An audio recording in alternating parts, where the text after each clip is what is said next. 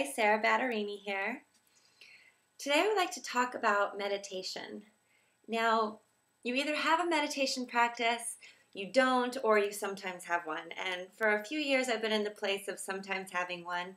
And I've noticed such a huge difference in my personality, in my life, in the way I interact with people when I am fully immersed in a daily meditation practice. Such beautiful benefits and beautiful gifts that come with that. So I'd really like to share that with you today and hopefully encourage you to start or restart your own personal meditation practice.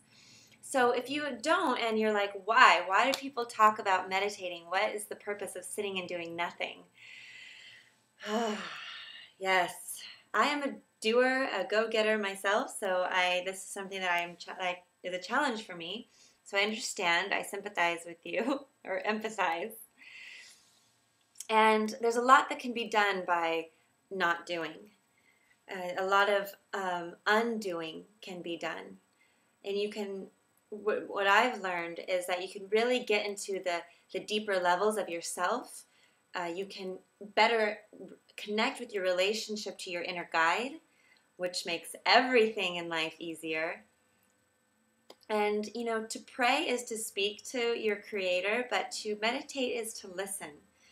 And my husband is a wonderful listener, and I've learned so much from him in the power of listening, power of closing the mouth and opening the ears, and being open to the lessons that you can receive from listening. So, who better to listen to than your inner guide? And if we're always doing, always talking, it's really hard for us to hear the messages and to hear the guidance. And then it gets confusing and a whole mess of things happen. So step one, sit down, be quiet, meditate. And yes, it's challenging, but it gets easier with practice. And remember that everything that you have a challenge with and you work through it, there's an amazing abundance of gifts that are going to come to you from that. I mean, whether it's, the first time you play guitar, it's like impossible, but if you practice and you keep doing it and you're, playing a song that means a lot to you, what a gift, right? So yoga, meditation, it's all the same. It takes practice and a daily commitment from you to really get through that part. So the third reason why I am encouraging you to meditate is because it's a tool really to improve you as a person. I mean, I'm always striving to be a better person, and I know you are too. That's why you're listening. That's why you're watching. That's why you, have a yoga practice and everything else that you do. Take care of yourself to be a better person. And when we are in that space, we are much more easily able to give and receive love, which is, in my opinion, the whole point of us being here. So how do you meditate? Well, I'm going to show you what I was taught by one of my mentors, Jody Green. First of all, of how to sit. Actually, let me take it back. Before you even sit, move. So practice yoga for 10, 15 minutes, an hour if you can. Go on a hike, go on a bike ride, whatever it is that you do that really helps you to just work out all the kinks, let it out, connect with your breath, and then come to sit. So that's really the whole point of asana, or the moving part of yoga, is to be able to sit comfortably. Sit comfortably. You don't have to suffer. So move and then come to sit. And this is the part that my teacher taught me. I'm going to show you how I'm sitting here. First of all, my legs are not, I'm not sitting, Indian style or however people in lotus or anything. I'm just sitting in a way that my body parts aren't touching, so that they're not stacked, and it really will be less of a chance of me having my legs fall asleep this way. Also, my knees are on blocks, so because my knees don't touch the ground automatically and I want to be grounded in my meditation, I'm going to have blocks under my knees. I'm also sitting on a bolster, and you could sit on a block, or a yoga blanket too would work just fine. But your bum is higher than your knees this way. Sorry, let me adjust my camera. And then you can sit more comfortably. It's not about suffering. It's about being okay with it and being able to sit here.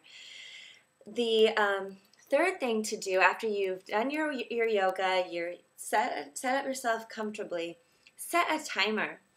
So yeah, you can, you don't have to just sit all day long. You can just sit for a specific amount of time. Start small.